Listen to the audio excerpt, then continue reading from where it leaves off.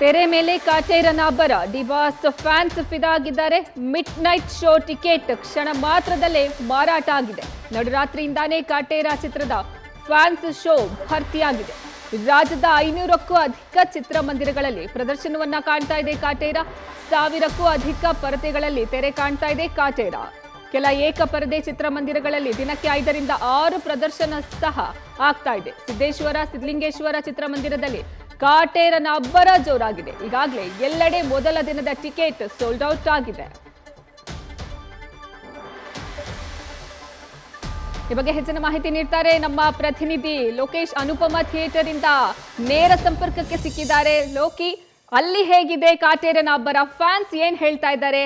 ಕಾಟೇರನ ಅವತಾರಕ್ಕೆ ಏನ್ ಹೇಳ್ತಿದ್ದಾರೆ fans?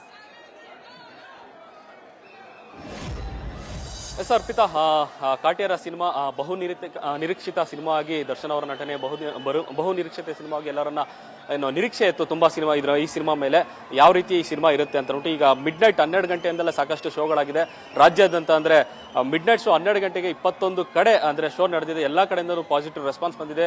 Kaatera cinema ನಿಜಕ್ಕೂ ತನ್ನ ಏನು ನಿರೀಕ್ಷೆಯನ್ನ ಹುಟ್ಟಿಸಿತ್ತು ಅದೆಲ್ಲವನ್ನು ನಿಜ ಮಾಡಿದೆ. ದರ್ಶನ್ ಅವರಿಗೆ ಬಿಗ್ ಬ್ರೇಕ್ ಅನ್ನ ಈ ಸಿನಿಮಾ ಕೊಟ್ಟಿದೆ ಅಂತ ಜನ ಮಾತಾಡ್ತಾ ಇದ್ದಾರೆ.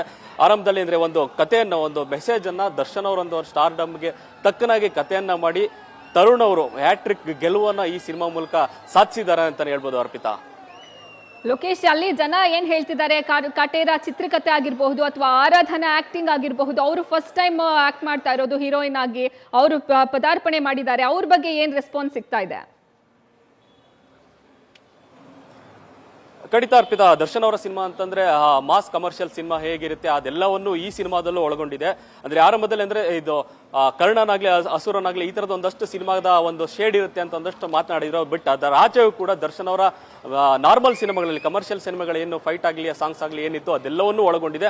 ಅದರ ಜೊತೆಗೆ ಅತ್ಯುತ್ತಮವಾಗಿ ಒಂದು ಮೆಸೇಜ್ ಅನ್ನ ಹೇಳಿದ್ದಾರೆ. ಯಾಕಂದ್ರೆ ಈ ಸಿನಿಮಾದಲ್ಲಿ ರೈತರ ಪರವಾಗಿ ಮತ್ತೆ ಧ್ವನಿಯನ್ನ ಎತ್ತಿದ್ದಾರೆ ದರ್ಶನ್ ಅವರು. ಅದ್ರ ಜೊತೆಗೆ ಜಾತಿ ವ್ಯವಸ್ಥೆಯ ಬಗ್ಗೆ, ಅಂದ್ರೆ 1970 ಅಂದ್ರೆ 70-80ರ ದಶಕದಲ್ಲಿ ಏನಿತ್ತು ಜಾತಿ ವ್ಯವಸ್ಥೆ, ಅದರೆಲ್ಲ ಬಗ್ಗೆ ಕೂಡ ಈ ಸಿನಿಮಾದಲ್ಲಿ ಮಾತನಾಡಿದ್ರೆ.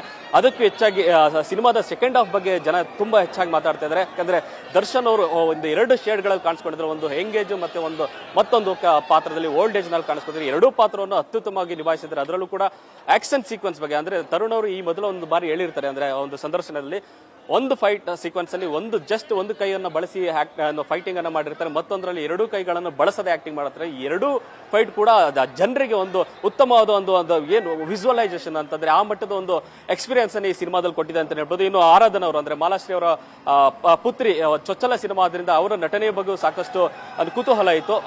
ಆರಾಧನಾ ಅವರು ಕೂಡ ಅಷ್ಟೇ ತಮ್ಮ ಅಂದ್ರೆ ದರ್ಶನ್ ಅವರಂತ ದೊಡ್ಡ ಸ್ಟಾರ್ ಜೊತೆ ಒಂದು ಸ್ಕ್ರೀನ್ ಮಾಡುವಂತ ಒಂದು ಅವಕಾಶ ಸಿಕ್ಕಿದೆ. ಆ ಅವಕಾಶನ ಅತ್ಯುತ್ತಮವಾಗಿ ಬಳಸ್ಕೊಂಡಿದ್ದಾರೆ. ಯಾಕಂದ್ರೆ ದೊಡ್ಡ ಸಿನಿಮಾ ಅಂತಂದಾಗೆ ನಾಯಕರಿಗೆ ಸಣ್ಣ ಪುಟ್ಟದಾಗಿ ಏನೋ ಪಾತ್ರ ಸಿಗ್ಬೋದು, ಒಂದಷ್ಟು ಸೀನ್ಸ್ ಇರ್ಬೋದು ಅನ್ಕೋತಾರೆ. ಬಟ್ ಈ ಸಿನಿಮಾದಲ್ಲಿ ಅವರ ಪಾತ್ರಕ್ಕೆ ಅದ್ಭುತವಾದ ರೆಸ್ಪಾನ್ಸ್ ಸಿಗಿದೆ ಮತ್ತೆ ಅಷ್ಟೇ ಪಾತ್ರವನ್ನ ನಿಭಾಯಿಸಿದ್ದಾರೆ. ಅರ್ಪಿತಾ, ನ್ಯೂಸ್ ಫಸ್ಟ್ ನಿರ್ಭೀತಿಯಿಂದ ನಿಮ್ಮ ಪರವಾಗಿ.